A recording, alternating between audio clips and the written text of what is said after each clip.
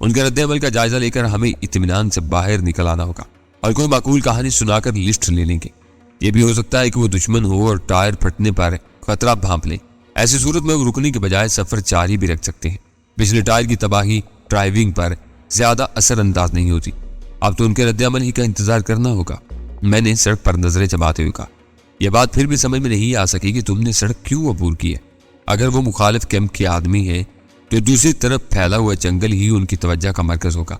वो सोच भी न सकेंगे कि उसे छोड़कर इधर टीलों में हम छुपे हुए हैं। ओह, वो आ रहे हैं। गाड़ी के हेडलैम्प नजर आते ही वो इस्तरारी अंदाज में बोल पड़ा और साथ ही उसने अपना पिस्तौल भी संभाल लिया। जीप मालूम होती है। मैंने हेडलैम्प के दरमियानी फासला और उनकी बुलंदी का जायजा लेते हुए कहा, रफ्तार भी खासी सुस्त है। खैर आने दो, देखा जाएगा, लेकिन मेरा इशारा मिले बगैर तुम फायर नहीं करोगे। मैं साइलेंसर लगे हुए रिवाल्वर का जायजा लेने लगा जिसके चैम्बर में 5 गोलियां मौजूद थी। मेरा अंदाजा था कि तसादुम की नौबत आ ही गई तो 5 गोलियां खासी फैसला कुछ साबित होंगी। उनके बाद मुझे अपने पिस्तौल पर इंसार करना पड़ा जिसके लिए हमारे पास खासी तादाद में फाजिल राउंड मौजूद थे। तुम्हारा ख्याल दुरुस्त मालूम होता है। वो अपने चिड़चिड़ेपन पर नादम सा नजर आने लगा। वो दुश्मन ही मालूम होते हैं। सुस्त रवि के साथ जायजा लेते हुए आ रहे हैं। मेरी कोशिश होगी कि पीछे दूसरी समत के टायर को निशाना बनाऊं ताकि उन्हें खतरे का एहसास हो भी जाए तो तवज्जो जंगल ही की तरफ मरकूज रहे। कामयाबी का दारोमदार तुम्हारे निशाने पर है जो अमूमन बेखता होता है। उसके लबो लहजे से दबे दबे जोश का इजहार होने लगा था। वो यकीनी तौर पर तादाद में कहीं होंगे। उन्हें समझने का मौका मिल गया तो सारी रात इसी वीराने में चांद मारी की मशक करते गुजर जाएगी। इसको शहमी में भी ना रहना। मैंने उसे मुतनब्बे किया, ये 100% गुरीला कार्रवाई होगी। पहले ही अल्लाह में कामयाबी ना हुई तो बर्बादी हमें घेर लेगी। जरा भी चूक हुई तो थोड़ी ही देर में चप्पे चप्पे से उनके आदमी उगल पड़ेंगे। उस इमारत में हिफाजती इंतजामात के लिए कोई निजी फौज भी पल रही हो तो मुझे हैरत न होगी। जीप उस नीम पुख्ता सड़क पर उछलती लहराती आगे बढ़ रही थी। इंजन के शोर और रफ्तार से अंदाजा हो रहा था कि उसे शायद 4 व्हील ड्राइविंग गियर में चलाया जा रहा था। हालांकि उस सड़क पर उस मखसूस गियर की चंदा सूरत नहीं थी। शायद आने वालों का यह मुद्दा मुंह के चुबा होते ही जीप को बिला तामुल कच्चे रास्ते या जंगल में उतारा जा सके, क्योंकि इधर उधर का रुख करते ही आम गियर यकीनी तौर पर नाकारा हो जाता है। जो ही मुझे महसूस हुआ कि अब किसी भी हचकोले के साथ जीप के हेडलैम्प की रोशनी हमारी तरफ भी पड़ सकती है तो मैं बेआवाज रिवाल्वर संभाल कर खाड़ी में दुबक गया। रात के सन्नाटे में गाड़ी का शोर गूंजता रहा। उसी के साथ मेरे असाब पर तनाव तारी होने लगा। आखिरकार वो मुहिब मशीनी शोर बिल्कुल करीब आ गया और रोशनी की चादर तैरती हुई आगे बढ़ गई। मैंने खाड़ी में से सर उबार कर देखा तो जीप का हेवला रोशनी के अक्म में बढ़ रहा था। खुली हुई जीप में निशिस्तों पर 4 इंसानी हेवले विराजमान थे। मैंने कोई लम्हा जाया किए बगैर रिवाल्वर की नाल सीधी की और जीप की दाहिनी टेल लाइट के सहारे अकबी टायर का निशाना लेकर फायर कर दिया। घोड़ा चलने का धीमा सा खटका हुआ। मेरे हाथ को झटका लगा और बेआवाज शोला निशाने की तरफ तैर गया। मैं फौरन कमीनगाह में दुबक गया और उसी लम्हे फिजा टायर फटने के पुरशूर धमाके से गूंज उठी। सुल्तान शाह ने इस्तरारी तौर पर मेरा शाना दबाकर पहली कामयाबी की मुबारकबाद दी, मगर मेरे कान तब्दीलियों पर मरकूज थे। तबाका होते ही जीप की आवाज बदलने लगी। फिर शायद जीप रोक दी गई, लेकिन उसका इंजन बदस्तूर चलता रहा। ये कैसे फट गया? इंजन के शोर पर हावी करख्त और तहय्युर ज़दा आवाज उभरी। जवाब में किसी नहायत हतकमेज़ अंदाज में टायर फटने का ताल्लुक माजी करीब में सवाल करने वाले की किसी बुजदिली से कायम कर दिया। बकवास मत करो बेदे, किसी तीसरे ने गुरा कर तबसरा करने वाले को फटकारा। देखना यह है कि टायर इत्तफाकन फटा है या किसी की शरारत है। उसने हमें इंजन बंद कर दिया क्या? और आवाज वाज़ेह तर होगी। शरारत क्या हो सकती है? फायर किया होगा ना किसी ने, लेकिन हमने तो कोई आवाज नहीं सुनी। बोलने वाले के लहजे से जाहिर हो रहा था तो अपने साथियों से अपने राय की तायद का ख्वाहा है। आवाज बेशक नहीं सुनी, लेकिन टायर सब नए हैं। क्या ये नहीं हो सकता कि इन दोनों के पास भी बेआवाज असलहा हो? इस बार शायद जीप चलाने वाले ने राय सनी की थी। एक तवील गुर्राहट उभरी। दाहिना टायर फटा है। अगर ये बदमाशी है तो वो ज्यादा दूर नहीं निकले होंगे। जितनी देर में हम जंगल छान कर लौटेंगे ये टायर बदलेगा। क्यों, अकेले बदल लोगे ना? हाँ, तुम जल्दी करो। वो दूर निकल गया तो फिर रात काली होगी। वही पहली आवाज सुनाई दी और फिर कई दौड़ते हुए कदमों की आवाजें नीम पुख्ता सड़क पर गूंजती हुई कच्ची जमीन में मातूम हो गई। मेरे साथ आहिस्ता आहिस्ता सुल्तान शाह ने भी सर उभारा था। जीप की रोशनी अंगुल थी और उसके पीछे एक तरोमंद साया शायद जैक और वहील पाना तलाश करने में मसरूफ था। मैंने दाहिनी तरफ सर घुमाया तो जंगल में मुख्तलिफ मकामात पर 3 मुतहर्रिक रोशनियां नजर आई। वो लोग हैरतनाक सुरात के साथ उधर काफी दूर तक फैल चुके थे। ये बुरा हुआ। सुल्तान शाह मेरे कान के नीचे बन बनाया। वो सड़क पर बैठकर टायर बदलेगा, उसकी नजर हम पर पड़ सकती है। बायां टायर होता तो वो कच्चे में बैठकर जैक लगाता और हम बेखबरी में पुश से उसे काबू में कर लेते। बाहर निकलने की जरूरत ही क्या है। मैंने सुरगशियाना लहजा में कहा, इंतजार करते रहो टायर तब्दील हो जाए तो एक गोली उसके नाम की भी सही। अभी भी आवाज रिवाल्वर में 4 गोलियां मौजूद है। उसके साथियों को पता भी न चल सकेगा कि उसका क्या हशर हुआ। मैं उस पर गोली चलाने के खिलाफ हूँ। दिमाग खराब हुआ है तुम्हारा लिबास ठीक ठाक है, मेरे कपड़ों पर खून के धब्बे लगे। लिबास तब्दील किए बगैर मैं होटल का रुख न कर सकूंगा। मैं उसे ताकत के बल पर जेर करना चाहता हूँ ताकि उसका लिबास दागदार न हो और मेरा मसला भी हल हो जाए। ओ, मैं बेख्तियार एक गहरी सांस लेकर रह गया क्योंकि उसकी बात बहुत माकूल थी। फिर तुम्हें घूम कर जाना होगा। बेहतर यह होगा कि किसी चौपाए की तरह घूमते हुए चले जाओ। मैं यही मोर्चा संभाले रहूंगा। गड़बड़ की सूरत हुई तो तुम्हारी मदद कर सकूंगा। वो खासा फुर्तीला नजर आता है। टायर जल्दी में बदल देगा, बस मैं निकलता हूँ, सुल्तान शाह ने कहा और घुटनों और हथेलियों के बल जमीन पर झुक कर चलता हुआ टीले की ओट से निकलकर जीप के मुखालिफ समत में हो लिया। उस टीले की ओट में रहते हुए मैं बेखौफ खतर टायर बदलने वाले पर निगाह रख सकता था, लेकिन अपनी कमीनगाह से निकलने के बाद उसकी निगाहों में आने का खतरा था। लिहाजा मैं वही दुबका सड़क की दूसरी जानब किसी छुपाया इंसान के ज़हूर का इंतजार करने लगा। शायद सुल्तान शाह जरूरत से कुछ ज्यादा ही मोहताज था क्योंकि तकरीबन 5-6 मिनट बाद मैंने एक तारीख इंसानी येवला जीप के एन मुकाबिल झाड़ियों से नमूदार होते देखा। शायद सुल्तान शाह सड़क अबूर करने के बाद किनारे किनारे उधरू झाड़ियों में छुपता हुआ वहां पहुंचा था और उस तरह उसने अपनी हथेलियों को गैर जरूरी मुशक्कत से बचा लिया था। मेरे देखते ही देखते वो झुका और छुपाई की पोजीशन लेकर तेजी से सड़क अबूर करने लगा। उस वक्त जीप का ड्राइवर टायर तब्दील करने के बाद नट लगाने में इतना मुनहमिक था कि उसे अकब से आती हुई मुसीबत का एहसास तक न हो सका। सुल्तान शाह उससे चंद फुट दूर दोबारा अपने कदमों पर खड़ा हो गया। उसका दाहिना हाथ सर से बुलंद हुआ और खटाक की आवाज सुनते ही मैं प्रेरी लेकर रह गया। शायद सुल्तान शाह ने पूरी कुव्वत से अपने पिस्तौल का आहिनी दस्ता ड्राइवर के सर पर रसीद किया था। उसके हल्क से एक मुख्तसर सी बेमानी आवाज निकली और वो वहीं ढेर हो गया। मैंने फौरन ही अपनी जगह से दौड़ लगा दी। सुल्तान शाह अपने शिकार को सड़क से एक तरफ घसीट रहा था। तुम इसके कपड़े बदलो, मैं नट कसता हूँ। मैंने वही पाना संभालते हुए कहा, अपना लिबास रास्ते में बदल देना, इसके साथियों के लौटने से पहले यहाँ से भाग लो, वरना ये मौका जाया हो जाएगा। बमुश्किल 3 मिनट बाद मैंने उछलकर ड्राइविंग सीट संभाली और इंजन स्टार्ट करके जीप आके बढ़ा दी। सुल्तान शाह अपने शिकार के जिस्म से उतारे हुए कपड़े लेकर अगवी निशिस्त पर बैठ चुका था। जीप चौथे गियर में डालते हुए मैं डैशबोर्ड से आने वाली एक आवाज सुनकर चौंक पड़ा। इतनी देर में सुल्तान शाह भी लिबास बदल चुका था, लिहाजा वो भी उछलकर मेरे बराबर वाली सीट पर आ गया। कैसी आवाज थी ये? उसने अपने गिरेबान के बटन लगाते हुए कहा, SO कॉलिंग डोली ओवर। कदर तअक्कुर के बाद वही मध्यम आवाज दोबारा उभरी तो इस बार मुतवज्जा होने के बायस मफहूम पल्ले पड़ गया और उसी के साथ खाने में रखा हुआ दस्ती ट्रांसमीटर भी नजर आ गया जिस पर रोशन नन्हे से सुर्ख बल्ब से जाहिर हो रहा था कि ऑपरेटर्स मुसलसल ऑन था। मैंने ऑपरेटर्स उठाकर आवाज कदरे पड़ रहा थी क्योंकि वो आला मेरे लिए नया नहीं था। उस किस्म का सिग्नल फ्रीक्वेंसी ट्रांसमीटर काफी अरसा मेरे और राजा सिकंदर अली के दरमियान से इस्तेमाल रहा था। पैगाम आ रहा था, लेकिन ये जरूरी नहीं था कि वो जीप पर आने वालों में से किसी के लिए होता। न जाने उस किस्म के कितने ऑपरेटर्स बैक वक्त जेर इस्तेमाल थे। न जाने ये डोली कौन है। मैं आहिस्ता से बुड़बड़ा। डैशबोर्ड की रोशनियों के निकास में सुल्तान शाह के चेहरे पर हैरत के आसार नजर आए। तुम्हारी आवाज दूसरी तरफ सुनी नहीं गई होगी।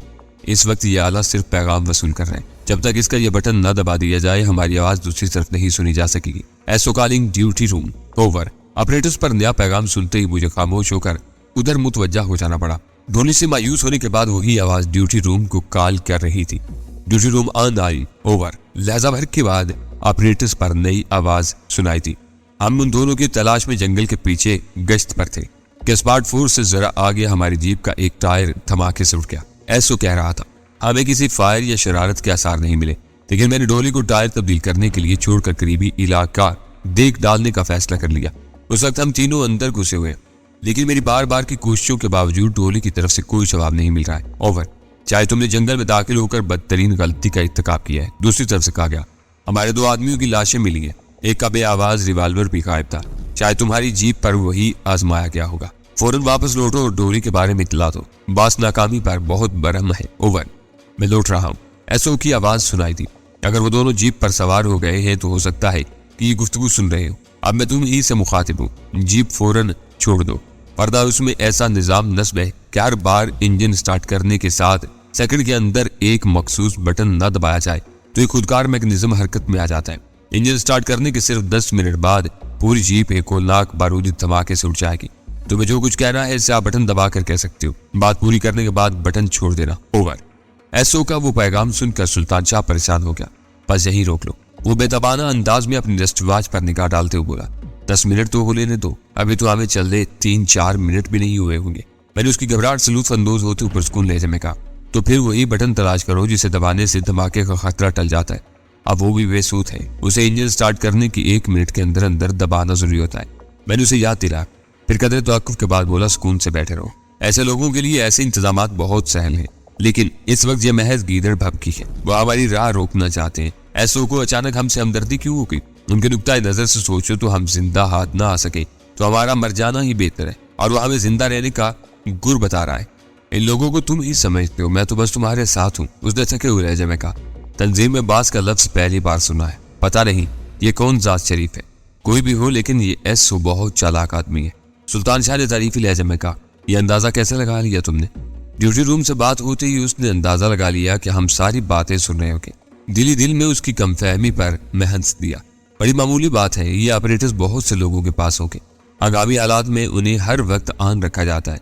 जिस किसी को बात करना हो वो बटन दबाकर अपना कोड बताते हुए मतलूबा आदमी को पुकारता है। ये पैगाम हर एक अपने ऑपरेटर्स पर सुनता है और मतलूबा आदमी जवाबी सिग्नल देता है और वो भी ऑपरेटर्स पर सुना जाता है।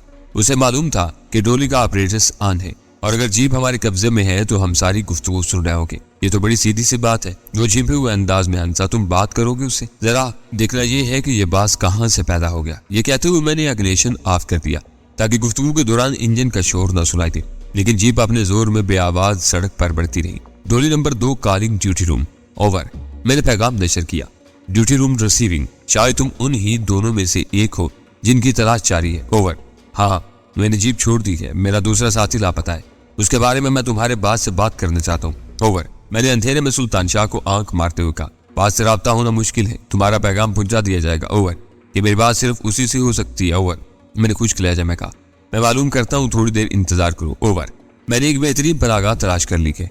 ओवर। मैं चाहता हूँ ज्यादा देर इंतजार न कर सकूंगा। मैंने एक बेहतरीन पनागाह तलाश कर ली है, ज्यादा देर इंतजार न कर सकूंगा। ओवर। तुम इस वक्त कहाँ से बोल रहे हो? ओवर। सवाल किया गया। फिलहाल मुंह से बोल रहा हूँ, गैर जरूरी बातों में वक्त जाया न करो। अगर तुम्हारा बास बात नहीं करना चाहता तो ये ऑपरेटर्स मेरे लिए बेसूत है। मैं इससे छुटकारा पाकर अपनी राह लूंगा। मुझे जल्द से जल्द तुम्हारा जवाब चाहिए। तुमने 3 मिनट में कॉल न किया तो मैं ये ऑपरेटर्स तबाह कर दूंगा। ओवर। चाहे तुम्हें अपने साथी से हमदर्दी नहीं है। दूसरी तरफ से कहा गया। मैं 3 मिनट में जवाब देने की कोशिश करता हूँ, लेकिन ये बताओ कि तुमने जीप छोड़ी है या नहीं? छोड़ दी है। तुम अब कहाँ हो? ओवर। चाहे तुम्हारे कान खराब है, वरना तुम भी अंदाजा कर सकते थे कि इस वक्त जीप के इंजन का शोर बंद है। एक खतरे से वाकिफ हो जाने के बावजूद उसे अपने साथ रखना मेरे असूल के खिलाफ है। मैं उस जीप से बहुत दूर हूँ। एक ऐसी पनागाह में मौजूद हूँ जहाँ तुम्हारे आदमी क़यामत तक मेरा सुराग नहीं लगा सकेंगे। ओवर। तुम जहाँ हो वहीं ठहरो, मैं बास को कॉल करता हूँ। ओवर डाल। मैंने गुफ्तगू खत्म होते ही दोबारा रेंगती हुई जीप का इंजन स्टार्ट किया और गियर डालकर गाड़ी की रफ्तार बढ़ाने लगा। तुम क्या करना चाह रहे हो? सुल्तान शाह ने ताज्जुब अमेज लहजे में सवाल किया। महज उन्हें उलझा रहा हूँ। हम आराम से कमरे में पहुंच कर सो जाएंगे और उनके आदमी सारी रात इधर उधर वीराने में हमारी तलाश में भटकते रहेंगे। वो तो जाहिर है, लेकिन मेरा सवाल ट्रांसमीटर के बारे में था। क्या तुम वाकई उसे तबाह कर दोगे? क्या मैं इस कदर अहमक नजर आता हूँ तुम्हें? मैंने शिगुफ्ता लहजे में सवाल किया। मैं तो ये जताना चाह रहा था कि मेरे नजदीक इन चीजों की कोई वक़्त नहीं है और उसे साथ लेकर फिरने की बजाय मैं उसे तबाह करने को तरजीह दूंगा। इस तरह शायद वो इस ऑपरेटर्स का इस्तेमाल तर्क न करें और हम उनके बारे में मालूमात हासिल करते रहें। हाँ, ये बात तो है। इस पहलू पर मैंने गौर ही नहीं किया था। वो हमें धोखा देना चाहते हैं और तुम उन्हें बेवकूफ बना रहे हो। मेरी वजाहत पर सुल्तान शाह खुश हो गया। रात के सन्नाटे में जीप आगे बढ़ती रही।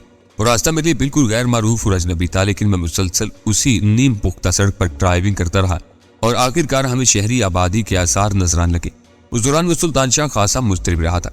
उसकी निगाहें बार बार अपनी दस्तवाज का जायजा ले रही थी, लेकिन मैं उस बारे में खामोश ही रहा। वैसे मुझे अंदाजा था कि वो वक्त के हवाले से 2 बातों का मुंतजिर था। अव्वल तो उसे 3 मिनट की मुद्दत गुजरने के बाद ड्यूटी रूम से पैगाम मिलने की उम्मीद थी, लेकिन वो वक्त खामोशी से गुजर गया। उसके बाद सुल्तान शाह ये देखना चाहता था कि जीप का इंजन स्टार्ट होने के 10 मिनट बाद क्या होता है, लेकिन उस बारे में भी उसे मायूसी का सामना करना पड़ा और उसके चेहरे पर झुंझलाहट के आसार नजर आने लगे। मगर मैंने सख्ती के साथ अपनी जुबान बंद रखी थी।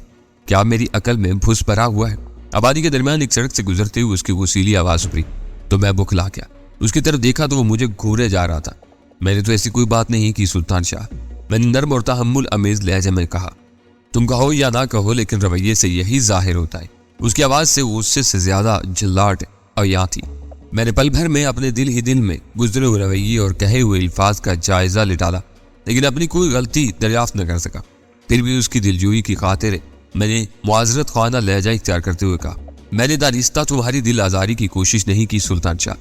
नादानिस्तगी में कुछ हो गया हो तो मैं माफी चाहता हूँ और माफी को गर्क करो। वो यक बयक अपने कबायली खोल में सिमट गया। ये बताओ कि एक बात तुम भी सुनते हो, मैं भी सुनता हूँ। तुम फौरन झूठ को पकड़कर सही नतीजे पर पहुंच जाते हो और मैं धोखा खा जाता हूँ। ऐसा क्यों होता है? मेरे मगज में कहाँ खराबी है? इसकी वजाहत सुनकर मेरे जहन से एक बड़ा बोझ हट गया था। ये मगज की खराबी नहीं, तजुर्बे की कमी है। मैं उन्हें और उनकी रग रग को मुद्दत से जानता हूँ। तुम्हारे लिए ये लोग नए हैं। मैं एक एक सेकंड गिन रहा था कि कब 10 मिनट पूरे होते हैं और जीप धमाके से उठती है। वो मेरी बात काट कर तलख लहजे में बोला, मगर कुछ भी ना हुआ। सारा इंतजार गारत हो गया। मैं ज़ेर लब मुस्कुरा कर रह गया। ऊंची आवाज में हंसता तो वो मुझे ही फाड़ खाने को दौड़ पड़ता। कुछ हो ही जाता तो इस वक्त हम दोनों यूं बातें करने के लिए जिंदा ना होते। मालूम होता है कि इस वक्त तुम्हारी जहनी रूह कुछ बहकी हुई है। उसके बाद वो कुछ न बोला। उसे यूं चुप लगी जैसे उसने अपनी गलती का एहसास करके सिरे से जुबान न खोलने का फैसला कर लिया हो। शहर के ऐसे हिस्से में दाखिल होने के बाद जहां से मुझे सवारी मिलने की उम्मीद थी, मैं जीप से जान छुड़ाने के इम्कानात पर गौर कर ही रहा था कि अचानक ऑपरेटर्स पर पैगाम सुनाई देने लगा। Hello Tory number 2, duty room calling over. मैं खामोशी से ड्राइव करता रहा। मैंने उसे दोबारा राब्ते के लिए 3 मिनट की मोहलत दी थी और वो पैगाम कमोबेश 15 मिनट बाद सुनाई दिया था। मेरा ख्याल था कि मुझसे वक्त लेने के बाद उस हमारे से मेरी और जीप की तलाश में कोई दूसरी गाड़ी जंगल के पार नीम पुख्ता सड़क की तरफ भेजी गई होगी। उस दौरान में उन लोगों ने बाहिमी पैगाम रसानी के लिए भी ऑपरेटर्स का इस्तेमाल तर्क किए रखा ताकि मुझे उनकी हिकमत अमली और सरगर्मियों का अंदाजा न हो सके। फिर जब तलाश की मुहिम नाकाम हो गई और जीप का कहीं सुराग न मिल सका तो उन्होंने ऑपरेटर्स पर दोबारा मुझसे रजू करने का फैसला कर लिया। उस आले पर 3 बार वही पैगाम मद्दोअन दोहराया गया। चौथी बार उसमें यह इजाफा भी कर दिया गया कि उनका बाज मुझसे गुफ्तगू करना चाहता था, लेकिन मैंने हर पैगाम को नजरअंदाज कर दिया। उस दौरान में सुल्तान शाह के पत्थर के बुद्ध की तरह लाताल्लुकाना अंदाज में बैठा विंडशील्ड के पार सड़क को घूरता रहा। तुम्हारा क्या ख्याल है, उस कॉल का जवाब दूं या ना? मैंने जमूद तोड़ने की नीयत से उससे सवाल किया। पता नहीं, उसने भराई हुई आवाज में कहा। आज की रात मुझे मुआफ रखो। मेरी खोपड़ी पर शायद बर्फ चमकेगी। मैं कोई ढंग का मशवरा न दे सकूंगा। जीप को गायब पाकर वो लोग समझ चुके होंगे कि जीप छोड़ने के मामले में मैंने गलत बयानी से काम लिया था, लेकिन उसका दूसरा पहलू ये भी हो सकता था कि मैं पहली बार इंजन स्टार्ट करने के बाद से ठीक 10 मिनट तक इंतजार करता रहा, लेकिन जब एसओ के बयान के मुताबिक कोई धमाका न हुआ तो दोबारा जीप ले भागा। मैंने दूसरी बात ऑपरेटर्स के बारे में कही थी कि 3 मिनट तक जवाब न मिला तो उसे तबाह कर दूंगा। मेरे लिए पैगाम नशर करके शायद वो यही अंदाजा लगाने की कोशिश कर रहे थे कि मैंने ऑपरेटर्स तबाह कर दिया था या उस पर बदस्तूर उसकी गुफ्तगू सुन रहा था।